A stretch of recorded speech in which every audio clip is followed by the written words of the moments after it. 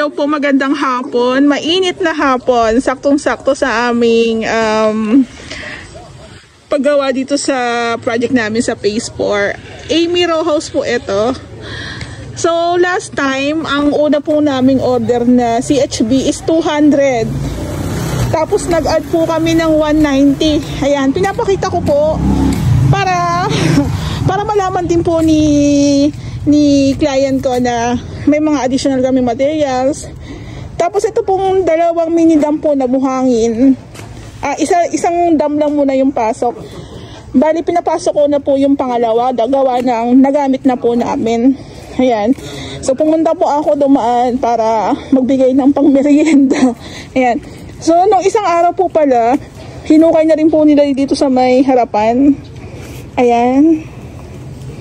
So medyo mataas po yung part na to sa unit ni ma'am. Palusong po kasing pababa.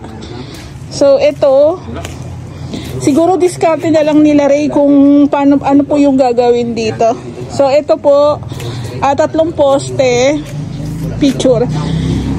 Dito po yung ating gate, ayan. Tapos meron na rin po tayo ditong posting bakal, ayan. May nabuhos na rin po silang semento. Meron na rin pong CHB. Ayan po. Uy, merienda kayo. So, hindi ko po pala nasama yung sa septic. Yung sa septic po pala, balik nga tayo. Yung sa septic po nila Lumina, ayan po siya, oh. Hindi ko makita. Ayan. So, before naman po kami magtabon dyan, tsaka mag-tiles, sinecheck naman po namin yung mga tubo. Ayan. Kailangan po kasing ma-check, mamaya hindi nakatap sa drainage ni Lumina, magkakaroon po tayo ng problema. Tapos, dito po sa loob, according kay Kuya Jake, pag nagbubukas po daw sila ng tubig, dito po daw lumalabas sa may side na to, sa may pintuan. So malamang yung mga tubo na nakabaon dito is hindi na maganda yung kondisyon. So maganda nga po, hindi pa kasi naliligtas. So pag meron naman pong linya ng tubig, pwede naman po namin siyang i-check. Ayan, pasensya na po nabubulol. So, kung ganyan po ang nangyayari at may kung saan lumalabas ang tubig, possible na may leaks. Ayan po. So, pagdating naman po dito sa likod, okay na daw po yung ating asintada. Then, may ibang part po ng bubuhusan na poste is konti pa yata, may konti pa silang bubuhusan. Ayan, according kay Kuya Jake. Ayan po. So, ayan na yung pinaka-height niya. So, itong lababo po ni Lumina, dati, natanggal na rin po nila. Ayan, wala na siya, oh. Tapos, napansin ko rin po dito, sabi rin ni Kuya Jake, yung ating mason is, mataas pa po yung lupa. So, malamang po, babawasan pa po nila dito. Ayan. So, sa mga susunod na araw, pwedeng mag-plastering na rin po sila. Pero siguro, unahin na rin po muna nila yung pag-asintada. Pag-aasintada muna din, tsaka na po yung plastering. So, ito nga po, nakakatuwa sa aming team. Kahit hindi nyo po yan sila bantayan, meron po silang accomplishment sa araw na yun. Kaya sa pasweldo namin na 800 a day sa mason, 500 sa helper, 600 sa helper. Ayan. Nag-i-increase naman po kami once na tumagal naman na po sila. Ayan po. So, nakakatuwa lang kasi sobrang dami namin projects. So, nakakatulong din po kami sa kanila. Ayan po. Sa amin po, hindi po namin, kumukuha po kami ng maraming projects na kaya lang po namin.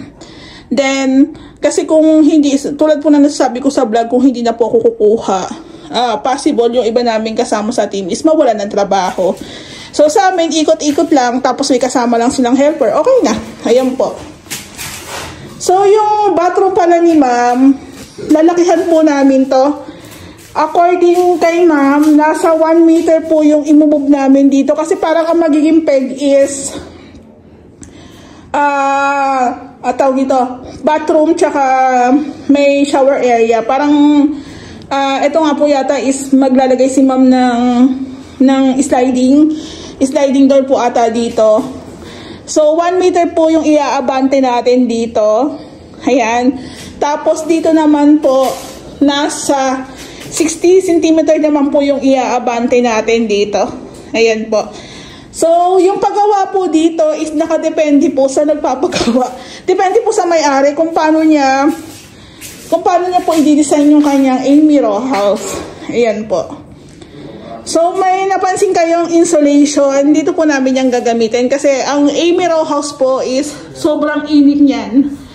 Tapos, sasarahan nyo pa yung likod, yung harap.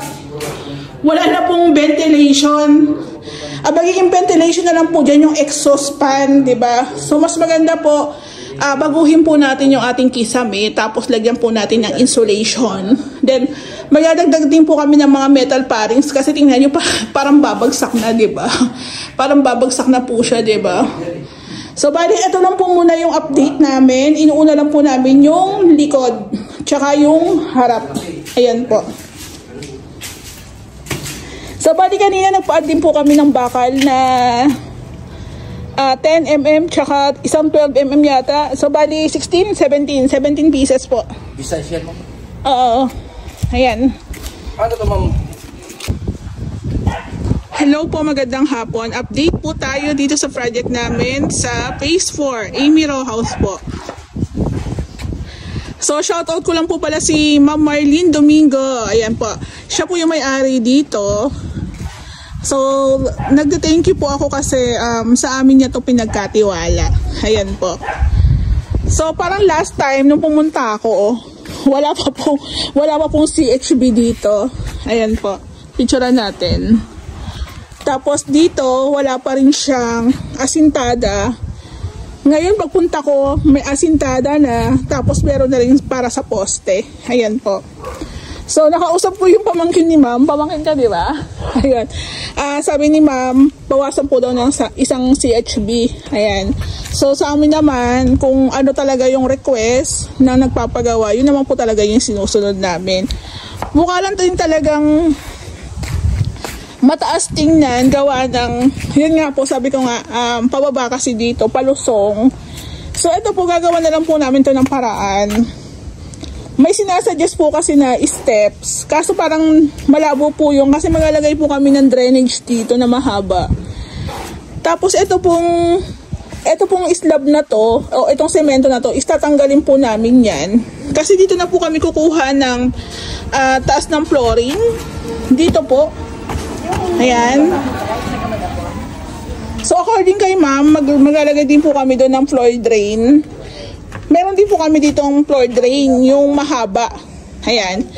So, ito po is bababa pa ng konti. Pero, ito na po yung susundan namin. Ayan. Yung takip po ng septic. So, bali po, nakakatuwa lang kasi, ayan, tapos na yung asintada. Meron na tayong poste. 3 poste yan. Ayan. Ayan po. So, again, ang sukat po nito is 150 cm. So, again, ang loob, panghuli talaga to kasi nga po, tampakan ng aming mga materyales. Tsaka ng mga tools. Ayan. So, dito po sa likod,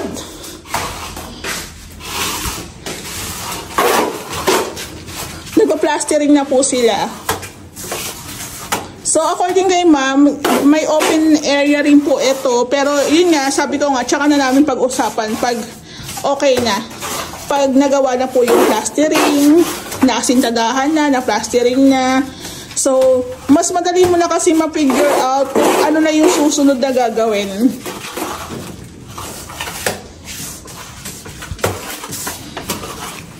Ayan, o diba?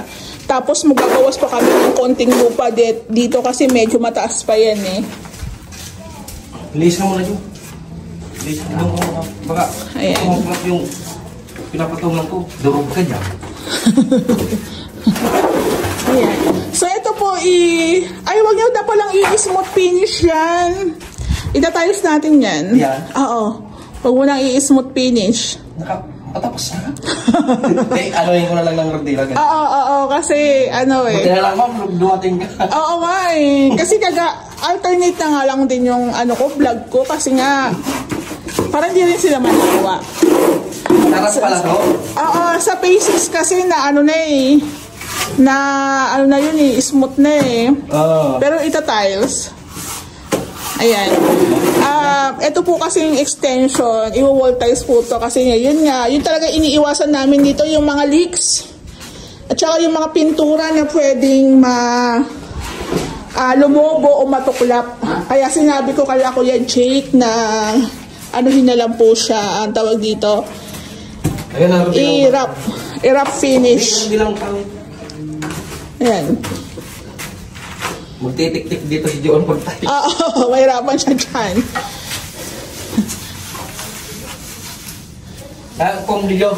So, tandaan nyo, pag ganyang extension, sinasuggest kasi natin i-wall tiles na Kasi nga, di ba, yung leaks. Kaya, sa susunod, alam nyo na, ayan, wrap finish. Wrap finish po kasi para pag nag-install ng tiles, kapit na po yung ating adhesive tsaka yung tiles. Kasi syempre kung smooth yan, dudulas lang po yung ating tiles dyan. Ayan, diba? Dandahan. Bigat mo Uy, pumayat na nga yan Parang pumayat na to Oo, pumayat na. Sabi ko kay Joe sabi ko, Joe, nakakita ka na bang nalaglag na baboy? Ngayon pa lang. Uy, ingat.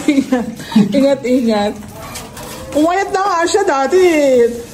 Talagang Bakante pa ako nun. Bakante ka pa nun. Tambay pa nun. Oo, kain tulog lang. Diba? Ayan. Buti na ihabol natin yung wrap finish. So, bali yung likod po daw, papakiusapan nila na ma-plastering kasi syempre para rin po talaga hindi rin pumasok yung tubig dito. Actually, pabor nga yun doon sa katalikuran nila na plastering po yung likod Ayan. Pero magpapahid pa rin po tayo ng flexiband. Tsaka, ito nga, i-wall tiles din po natin yan. Ayan po. Diba? So, dito nga po pala, dahil isang bagsakan po yung materials namin, nalalaman namin kung ilan pa yung ihahabol. Buti na lang talagang dito yung pamangkin niya. At least hindi siya gumagastos ng 250 pesos. Ayan po. So, bali ang wala pa po dito, yung PVC ceiling panels, tsaka yung spandrel natin dito sa labas. Ipanguhuli na lang po namin yon gawa ng, tawag dito, madudumihan lang siya. Ayan. So, baka sa mga susunod na araw, inuuna lang muna nila yung labas habang maganda yung panahon. So, kung halimbawa umulan, magbabaklas sila dito sa may CR, yung dito na part, tapos mag-aasintada kami ng 1 meter. Pag umulan, dito sa loob ang gawa, mag-aasintada po kami dito, 60 cm po ang urong namin dito. Ayan po.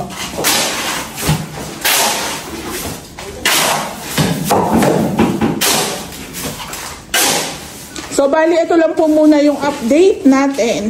Ayan. Sa mga susunod na araw, baka meron na rin po itong plastering.